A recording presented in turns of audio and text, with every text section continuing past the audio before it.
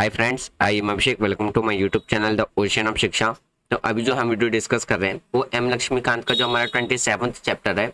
Judicial review. आज हमारा उसका लेक्चर सेकंड रहने वाला है, जिसमें हम बात करेंगे जुडिशियल रिव्यू के क्या इंपॉर्टेंस है, क्यों ज़रूरी है, वो डिस्कस करेंगे। फिर हम देखेंगे कुछ प्रॉब्लम्स भी देखने को मिलते हैं जुडिशियल रिव्यू के साथ, उसको डिस्कस करेंगे। और हमारे कॉन्स्टिट्यूशन के अंदर जुडिशियल रिव्यू के रिगार्डिंग में कौन कौन से प्रोविंस देखने को मिलते हैं, कौन कौन से प्रावधान देखने को मिलते हैं, ये 3 पॉइंट आज हम डिस्कस करेंगे। आज हमारा चैप्टर 27 में कंप्लीट हो जाएगा। कल के लेक्चर में हमने डिस्कस किया था जुडिशियल रिव्यू के बारे में, कितने टाइप्स के होते हैं और उसके कुछ नॉलेज यानी कि जो उसके कुछ और डिटेल्स थे उसको डिस्कस किया था। ऑलरेडी चैप्टर 17 एम लक्ष्मीकांत का जो पार्ट थर्ड का जो चैप्टर 17, 18, 19, 20, 21, 22, 23, 24, 25, 26 कंप्लीट कर लिए हैं। अभी आज हमारा 27 में कंप्लीट हो जाएगा। कल हम जो वीडियो डिस्कस करेंगे वो क्लास 12 की जो सेकंड बुक है एनसीईआरटी पॉलिटिकल साइंस का, उसका हम चैप्टर 6 डिस्कस करेंगे। ऑलरेडी उसमें भी हमने चैप्टर 1 से लेकर करके चैप्टर 5 तक कंप्लीट कर लिया है। क्लास 6 से लेकर के क्लास 12 की जो फर्स्ट बुक है कंटेम्प्रोरी ऑफ वर्ल्ड पॉलिटिक्स वो कंप्लीट की जा चुकी है। उन सब का वीडियो आपको प्लेलिस्ट में मिल जाएगा और डिस्क्रिप्शन में भी उसका लिंक मिल जाएगा। आप डायरेक्ट डिस्क्रिप्शन से भी क्या कर सकते हो, लिंक पे क्लिक करके प्ले स्टोर एक्सेस कर सकते, सॉरी प्लेलिस्ट एक्सेस कर सकते हो। तो देखिए, हमने फर्स्ट लेक्चर में डिस्कस किया था कि जुडिशियल रिव्यू किसे कहते हैं, उसके कंसेप्ट के बारे में हमने डिस्कस किया था। फिर हमने डिस्कस किया था कि कितने टाइप्स के जुडिशियल रिव्यू होते हैं उसके बारे में। आज हम बात करते हैं इसका इंपॉर्टेंस क्या है। देखिए, अगर हम जुडिशियल रिव्यू के बारे में बात करें तो कॉन्स्टिट्यूशंस की जो सुप्रीमेंसी है, यानी कि जो संविधान की जो सर्वोच्चता है, वो क्या है, जुडिशियल रिव्यू उसको बनाए रखता है, सर्वोच्चता। अब देखिए, सर्वोच्चता से क्या मतलब है। जब अगर हम सुप्रीमेंसी की बात करते हैं तो हमारे देश में यानी कि हमारे कंट्री इंडिया में यानी कि भारत में क्या है कि जो सुप्रीम है वो किसे माना गया है, कॉन्स्टिट्यूशंस को माना गया है। और उसके बाद सबको माना गया है, चाहे वो आपका जुडिशरी हो, लॉ हो, गवर्नमेंट हो या आपका रिलीजन हो, इन सबको किसके नीचे माना गया है, कॉन्स्टिट्यूशंस के नीचे माना गया। वहीं पे अगर हम अपने पड़ोसी नेबर्स पाकिस्तान की बात करते हैं तो वहां पे आपको क्या देखने को मिलेगा, वहां पे आपको रिलीजन पहले देखने को मिलेगा। यानी कि वहां पे पहले क्या है, इस्लाम है, तब जाके वहां का संविधान है, वहां का कानून है, वहां की सरकार है, वहां की जुडिशरी है। लेकिन अगर हम अपनी कंट्री की बात करते हैं तो हमारी कंट्री में सबसे पहले क्या है, सुप्रीमेंसी क्या रखा है, तो संविधान रखा है। तो जुडिशियल रिव्यू क्या करता है, हमारे संविधान की जो सर्वोच्चता है उसको बनाए रखता है। दूसरे इंपॉर्टेंट पॉइंट की बात करें तो जो अगर हमारा चेकिंग ऑफ द पॉसिबल जो मिसयूज है पावर का, लेजिस्लेचर के द्वारा या एग्जीक्यूटिव के द्वारा, तो उसको क्या करता है, टाइम टू टाइम चेक करता है और मिसयूज पावर को होने से रोकता है। अब देखिए, जैसे कि आप बात कर सकते हैं केशवानंद भारती केस के बारे में, जिसमें सुप्रीम कोर्ट के द्वारा ये कहा गया था कि पार्लियामेंट कॉन्स्टिट्यूशंस में क्या है, कहीं पे भी चेंज कर सकता है। पार्लियामेंट क्या है, कॉन्स्टिट्यूशंस में कहीं पे भी चेंज कर सकता है, लेकिन कॉन्स्टिट्यूशंस का बेसिक स्ट्रक्चर वॉयलेशंस नहीं होना चाहिए। तो इसमें क्या है कि और उसमें ये भी कहा गया सुप्रीम कोर्ट के द्वारा कि हम टाइम टू टाइम चेक करेंगे कि आपके द्वारा जो कानून लाया जा रहा है या अमेंडमेंट किया जा रहा है वो बाय कॉन्स्टिट्यूशंस है या नहीं है। तो इन शॉर्ट आप ये समझिए कि जो जुडिशियल रिव्यू है वो कहीं ना कहीं क्या करता है, जो हमारी लेजिस्लेटिव है यानी कि जो हमारी विधायिका है और जो हमारी कार्यपालिका है, इन दोनों के पास जो भी अधिकार है या जो भी उनका पावर है उसको मिस यूज होने से कहीं ना कहीं जो जुडिशियल रिव्यू है वो रोकता है। फिर अगर हम बात करते हैं जो राइट टू पीपल्स, यानी कि जो लोगों के पास जो अधिकार जो लोगों के पास जो अधिकार है उसका प्रोटेक्शन किसके द्वारा जो प्रोटेक्ट किया जाता है, सुरक्षित किया जाता है, वो किसके द्वारा किया जाता है, जुडिशियल रिव्यू के द्वारा ही किया जाता है। यानी कि हमारे अधिकार को प्रोटेक्ट के लिए क्या जरूरी है, जुडिशियल रिव्यू होना जरूरी है। फिर बात करते हैं हमारी कंट्री के अंदर जो फेडरल बैलेंस है, यानी कि जो संघीय ढांचा है उसको मेंटेन करके रखना, उसको बैलेंस करके रखना, संतुलित करने में भी क्या है, जुडिशियल जो रिव्यू है वो एक इम्पॉर्टेंट रोल प्ले करता है। और जो हमारी कोर्ट की जो इंडिपेंडेंसी है, यानी कि जो हमारे देश में जो संविधान जो कोर्ट की स्वतंत्रता है उसको भी क्या करता है, जुडिशियल रिव्यू बनाए रखता है। अब देखिए आपको इतनी तो बेसिक नॉलेज होगी ही कि हमारी कंट्री में जो ऑर्गन्स है गवर्नमेंट के, 3 ऑर्गन, उसमें से एक है हमारा लेजिस्लेटिव, दूसरा एग्जीक्यूटिव और तीसरा है जुडिशरी। तो जुडिशरी क्या है, वो पार्लियामेंट से टोटली क्या है, इंडिपेंडेंस है। तो इसीलिए क्या है, तो जो हमारे कोर्ट की जो इंडिपेंडेंस है, यानी कि जो हमारे देश में जो न्यायालय है उसकी जो स्वतंत्रता है उसको कौन सिक्योर करता है, तो जुडिशियल रिव्यू ही सिक्योर करने का काम करता है। फिर बात करते हैं जो प्रिवेंट है, यानी कि जो भी एग्जीक्यूटिव्स के द्वारा जो भी अत्याचार हैं उससे प्रिवेंट करने का, यानी कि उसको रोकने का भी काम करता है कौन, तो जुडिशियल रिव्यू। तो ये सारे इंपॉर्टेंस देखने को मिलते हैं जुडिशियल रिव्यू के। अब देखिए जुडिशियल रिव्यू जितना इंपॉर्टेंट है उसमें क्या है, हमें कुछ प्रॉब्लम्स भी देखने को मिलता है। देखिए सबसे पहला अगर हम प्रॉब्लम की बात करें तो ये गवर्नमेंट की जो भी फंक्शंस है उसको कहीं ना कहीं ये क्या करते हैं, लिमिटेशंस लगाने का काम करते हैं। यानी कि सरकार के लिए क्या करता है काम, जो भी सरकार काम करती है तो उसमें कहीं ना कहीं काम को क्या करता है, सीमित करने का भी काम करता है, एक लिमिटेशंस लगाने का काम करता है। फिर बात करते हैं कि किसी भी वॉलेट से लिमिटेड पावर जो कि सेट किए जाते हैं एग्जीक्यूट के द्वारा या कॉन्स्टिट्यूशंस में, तो यह देखिए ओवर राइट्स का मतलब होता है यहाँ पे एक तरीके से उल्लंघन करना, या आप बात कर सकते हो अगर हम ओवर राइट्स का मतलब बात करें, देखिए अगर हम ओवर राइट्स का मतलब होता है इसमें होता है कुचलना या कुचल देना। तो देखिए अगर हम इसकी बात करते हैं तो जब यह किसी भी जो कानून है उसको कुचला जाता है, यानी कि उसको दबा दिया जाता है, जो संविधान के द्वारा क्या है प्रयोग की जाने वाली जो भी शक्ति है या जो भी पावर है उसका उल्लंघन किया जाता है, तो इसमें क्या है आपको ये देखने को मिलेगी जो कि एक प्रॉब्लम्स कहीं ना कहीं एक कमी भी देखने को मिलती है हमें।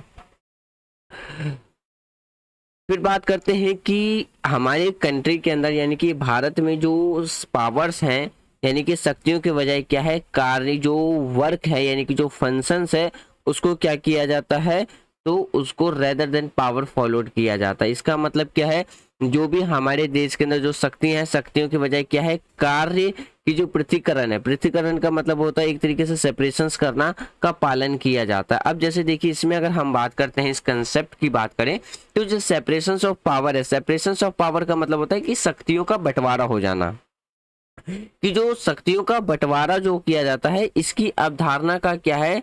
कड़ी से पालन नहीं हो पाता है। अब जैसे कि देखिए अगर हम बात करें कि जांच और यानी कि अगर हम चेक एंड बैलेंस की बात करते हैं, जिसे हम जांच और संतुलन की बात करें तो एक ऐसा प्रोसेस है या एक ऐसा प्रणाली है जिसके तहत क्या है, जिस तरह से कोई भी यानी कि जिस तरह से बनाई गई जो जुडिशरी है हमारे पास, यानी कि जो जुडिशरी के पास जो भी विधायिकी के द्वारा पारित किए गए जो भी अनकॉन्स्टिट्यूशनल कानून है उसको रद्द करने का पावर हम किसके पास देखने को मिलता है, जुडिशरी के पास देखने को मिलता है। फिर बात करते हैं कि अगला जो यहाँ पे जो कुछ पॉइंट्स और है, जैसे कि अगर हम जुडिशियल ओपिनियन की बात करते हैं जो जजेस के द्वारा जो लिए जाते हैं वो क्या होता है, किसी भी केस के द्वारा क्या है, standard form of ruling other case, मतलब क्या है कि किसी भी मामले के लिए ली गई जो भी जुडिशियल है यानी कि जुडिशियल की जो भी न्यायिक रिव्यू है या कोई भी जो सजेशन है उसमें अदर जो इश्यूज हैं या अदर जो मामले हैं पर फैसला लेने के लिए क्या है, मानक माना जाता है। फिर अगर हम दूसरे पॉइंट की बात करते हैं जो जुडिशियल रिव्यू है यानी कि जो न्यायिक समीक्षा है बड़े ही पैमाने पर क्या है, जनता को नुकसान भी पहुंचा सकती है क्योंकि निर्णय व्यक्तिगत या स्वार्थी उद्देश्यों से क्या होता है, प्रभावित होता है। अब देखिए अगर हम बात करते हैं रिपीटेड यानी कि अदालत में जो बार बार यानी कि जब कोर्ट के द्वारा बार बार इंटरफ्रेंस किया जाता है। तो इससे क्या होता है कि जो गवर्नमेंट है, गवर्नमेंट की ईमानदारी यानी कि जो गवर्नमेंट की जो ऑन फेथ है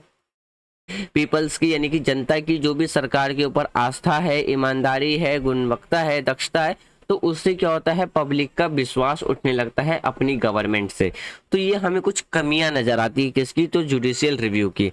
अब देखिए अगर हम बात करते हैं हमारे कॉन्स्टिट्यूशंस के अंदर जुडिशियल रिव्यू के रिगार्डिंग में कौन कौन से प्रावधान देखने को मिलते हैं, यानी कि कौन कौन से आर्टिकल या प्रोविंस देखने को मिलता है। अब देखिए अगर हम अपने कॉन्स्टिट्यूशंस की बात करें तो हमारे कॉन्स्टिट्यूशंस में जुडिशियल रिव्यू के रिगार्डिंग में कोई भी प्रोविंस डायरेक्टली एक्सप्रेस नहीं किया गया है। तो अगर हम बात करते हैं डायरेक्टली एक्सप्रेस नहीं किया गया तो कॉन्स्टिट्यूशंस के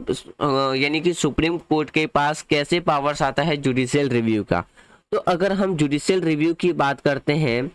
तो देखिए इसमें क्या है कि कानून को अमान्य करने का जो अधिकार हमें कोर्ट के पास देखने को मिलता है वो स्पष्ट प्रावधान हमारे कॉन्स्टिट्यूशंस में तो एक तो है नहीं, लेकिन अगर हम बात करते हैं संविधान के कुछ पार्ट्स में या हम बात करते हैं कुछ ऑर्गेन्स में क्या है निश्चित सीमाएं लगाई गई हैं, यानी कि एक लिमिटेशंस लगाई गई है जिसका अगर उल्लंघन करने पर क्या है उस कानून को, उस लॉ को क्या माना जाएगा, अनकॉन्स्टिट्यूशनल डिक्लेयर कर दिया जाएगा। तो कोर्ट के पास यह तय करने का यह काम, यानी कि कोर्ट के पास ये डिसाइड करने का टास्क सौंपा गया है, काम सौंपा गया है कि कोई भी कानून कॉन्स्टिट्यूशंस की जो लिमिटेशंस है उसका वायलेशंस कर रहा है या नहीं कर रहा, उसकी समीक्षा करना, उसका रिव्यू करना। जैसे कि आपको यहाँ पे कुछ कॉन्स्टिट्यूशंस आर्टिकल देखने को मिलेगा। अगर हम बात करते हैं आर्टिकल 352, अब देखिए अगर हम बात करते हैं किसका, आर्टिकल 372 के बारे में, तो इसमें क्या कहा गया है कि कोर्ट के पास ये पावर देखने को मिलेगा किसके रिगार्डिंग में, रिव्यू के बारे में, कि वो जो भी वो प्री कॉन्स्टिट्यूशनल लेजिस्लेशंस है या नहीं। मतलब क्या है कि संविधान की जो पूर्व विधान की जो न्यायिक समीक्षा की जो स्थापित है वो किसके द्वारा किया गया है, किसमें कहा गया, आर्टिकल 371 आर्टिकल 372 क्लॉज 1 में कहा गया है। अब देखिए आर्टिकल 13 क्या कहता है, आर्टिकल 13 के द्वारा ये डिक्लेयर किया गया है, यानी कि ये घोषित किया गया है कि कोई भी कानून जो फंडामेंटल राइट को किसी भी तरीके से क्या करता है, अगर उल्लंघन करता है, वायलेंस करता है, तो वो कानून क्या माना जाएगा, अनकॉन्स्टिट्यूशनल माना जाएगा, यानी कि उसको वैलिड नहीं माना जाएगा। अब देखिए आर्टिकल 32 जो कि खुद एक फंडामेंटल राइट है, और आर्टिकल 226 की बात करते हैं, आर्टिकल 32 में राइट टू रेमेडीज के बारे में बात है। तो आर्टिकल 32 या 226 की बात करते हैं तो इसमें क्या है, सुप्रीम कोर्ट और स्टेट के हाई कोर्ट के पास ये पावर देखने को मिलता है कि वो हमारे फंडामेंटल राइट के, यानी कि मौलिक अधिकार को प्रोटेक्टर और गारंटर के रूप में क्या है एक्सप्लेन किया गया है। यानी कि आर्टिकल 32 के तहत क्या, यदि हमारे फंडामेंटल राइट का वायलेंस होता है तो हम सुप्रीम कोर्ट में जाकर के अपील कर सकते हैं कि यहाँ पे हमारे फंडामेंटल राइट का एवोल्यूशन हो रहा है। वहीं पे अगर हम बात करते हैं आर्टिकल 226, तो ये हमें ये अधिकार देता है कि हम स्टेट के हाई कोर्ट में जाके अपील कर सकते हैं कि यहाँ पे हमारे फंडामेंटल राइट का एवोल्यूशन हो रहा है। फिर बात करते हैं हमारे कॉन्स्टिट्यूशंस में जो आर्टिकल 251 एंड 254 है, तो इसमें कहा गया है कि जो भी, देखिए ये चीज आपको ये भी पता होगा, मैं उम्मीद करता हूं कि हमारी कंट्री में टोटल 3 तरीके की लिस्टें देखने को मिलती है। एक है यूनियन लिस्ट जिसमें सेंट्रल के द्वारा लॉ बनाया जाता है, एक है हमारा स्टेट लिस्ट जिसमें राज्य के द्वारा कानून बनाया जाता है, और तीसरा आता है हमारा यूनियन लिस्ट। यूनियन लिस्ट में मतलब है स्टेट और सेंट्रल दोनों के द्वारा क्या है कानून बनाया जाता है। तो आर्टिकल 256 क्या कहता है, जो हमारा आर्टिकल 251 और जो 254 है वो क्या कहता है कि किसी भी